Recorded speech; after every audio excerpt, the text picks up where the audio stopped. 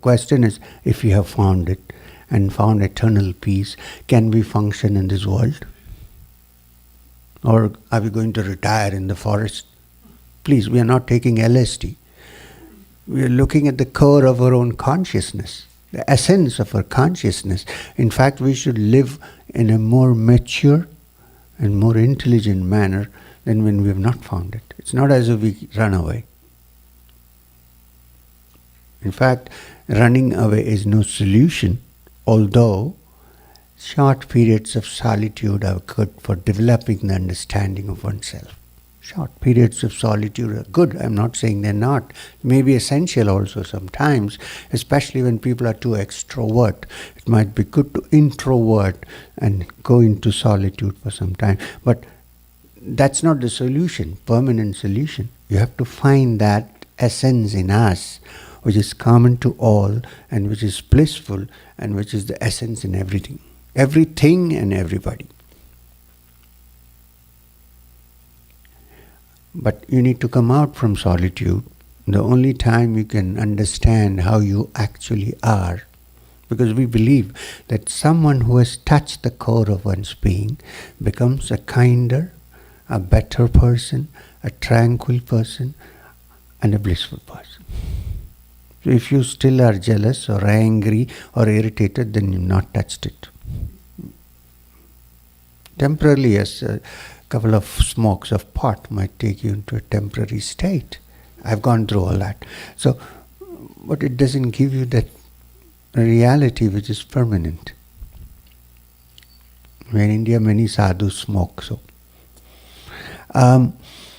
So, suppose I am in a cave in the Himalayas. Well, I did spend time in it. I agree, I accept that. But I came out. Suppose I'm in the cave. Now, my master, Maheshwarnath Babaji, I think without whose active indulgence and blessings, this brain would have remained cross and like a piece of clay. One day said to me, hey, suppose you meditate for, let's say, 6 hours or 7 hours or 12 hours a day inside the cave for 12 years. Do you think you'll be free of anger and jealousy? Because anger and jealousy, hatred, these are the things that cause your mind to become agitated. And an agitated mind cannot find its core. It has to be tranquil and quiet and kind. You may see many visions, but you cannot see as many visions as somebody who takes LSD. You cannot. So that's not a criteria. That's what I'm trying to say. Has your mind become better? Not if you can fly in the air. That's not a criteria either. Now you need to fly in there. You just have to buy a ticket. So you don't have to do pranayam. So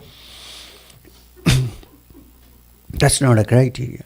So I'm sitting in the cave. He said, if for 13 years you're meditating 12 hours a day in the cave, if you think you're free of your anger and your crude behavior and your jealousy and so on, are you really serious? He said.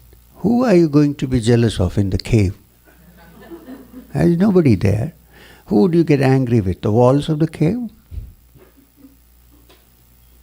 I can understand you're practicing something, that's okay. But when you come out of the cave and get into a bus, and if somebody kicks you on the leg, especially with a stiletto heel, then you know where you stand. But I really am free of anger and jealousy. And I think of these, the jealousy is one of the toughest things to get rid of. And it's very strange because there's no logic. You're happy and I'm unhappy. Right? This one has a good car. So what? So, if one can deliberately, actively watch ourselves and get rid of these, knowing that what you seek is inside you, and there are no competitors to find it, you are equal to anybody else trying to find it. then the mind becomes tranquil, calm, quiet. And in that quietness, you suddenly realize in a flash that this consciousness which I have found, which is happiness itself, is the same that is in every heart. It's not different. And then you can no longer hate somebody. Otherwise, bless them that curse you is only in a book. It doesn't become active. Now, it is this treasure that we have, that we possess, every one of us. You don't have to be born in a special way to do that. This happiness that we possess, this treasure that we possess, was spoken of by another person who I think was a great yogi who walked in Jerusalem some 1,000 years ago. He said, lay treasures in your heart where thieves do not break in and steal. Nobody can steal it.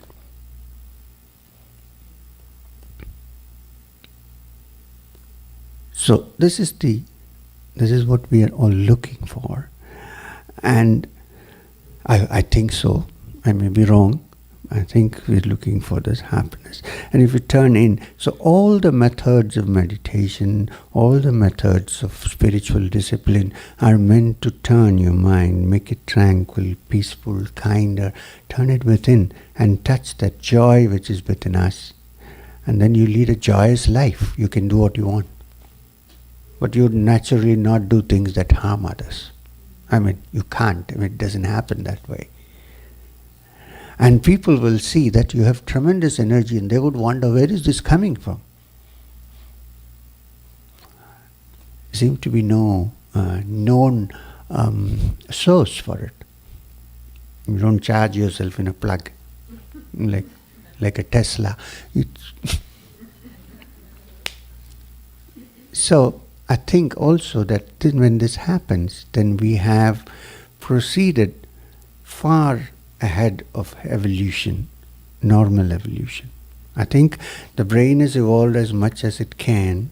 The frontal lobes are evolved as best as they can. What we can acquire with them, we have acquired. I don't think there's much more. But there is one step which is beyond that. There are many centers in our system which are dormant and which have not been explored. The whole science of yoga is how to explore these. When you explore, you find that you're not just a small little being, but an universal being. So, this is the search, and this is what we're looking for, and this is where I hope all of us are going in some way or the other. Whatever be our beliefs, whatever be our practices, if this is not happening, then we need to look carefully and say, where are we wrong? Can we change this a bit? And there are different ways of looking at it. This is very interesting. There's not one way of looking at it. There are different ways, like different rivers and lakes and streams finally flow into the ocean. This is the ocean that you're looking at. You may approach it in different ways.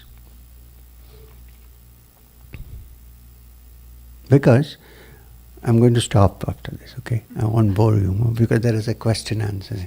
I'm going to stop with a nice little story in case you need to revive a bit.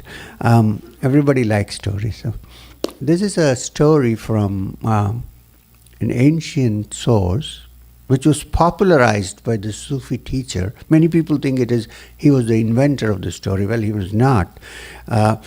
This was popularized by a Sufi teacher called Jalaluddin Rumi, who kind of invented the order of the whirling dervishes. You might have seen if you go to Turkey. Well, now it's become a tourist thing, but so. But the story actually comes from ancient sources in India, the Jains. The Jains have a philosophy which says aneka yetadvad, which means the same thing but maybe differently looked at. So this story is about three blind men, this is the last story, okay? Three blind men who went to find out what an elephant was. Blind. One of them touched the leg of the elephant, the limb, and concluded that an elephant is like a big pillar and very rough. And somebody had warned him before he went, don't go too close, you might be crushed under it. The second blind man explored the elephant, touched the ear of the tail of the elephant. And he concluded that an elephant is like a bathroom brush with bristles, which keeps moving all the time. And if you go too close, you might get stuck on your cheek with it. Sharp bristles. Okay. The third man touched the trunk of the elephant. And he concluded that an elephant is like a big rubber hose which keeps moving most of the time and makes sounds like pss, pss, all the time. Now started this battle between the three to decide which is the correct definition of an elephant. One man said this is the right definition, the other said this is the right. So there was a big fight, and then there were fistcuffs and so on. It's at this point that a man who is not blind walked in. And he said, hey, wait a minute, what's going on? You said, no, see, this guy doesn't know what an elephant is. And he said, wait, what is the definition of an elephant? He said, this is this. He said, okay, fine. Let me tell you, I can see the elephant. You're all right. But you're also wrong, absolutely wrong. You're not absolutely right, and you're absolutely, you're right because what you can touch and find, you're right. The other guy, what he can find, he's right. But I can see it, an elephant is much more than you can think of. It's much greater, it's much bigger. You have no idea what it is. You know only those small parts. It's the same with this universal truth, which is the core of our consciousness. It's so infinite that we can only hope to touch some ends. And we shouldn't think that we are the only right fellows. The other guy may be right. He may be touching something else. He or she. If this is understood, then the mind becomes, it's not tolerance. The mind becomes expanded and learns to accept and understand things. It's not tolerance. I don't like the word tolerance. Tolerance means I am right, this fellow is not right, but it's okay, let him survive. Let him survive. People always use the word tolerance. I would rather say equal than tolerant. So, anyway, as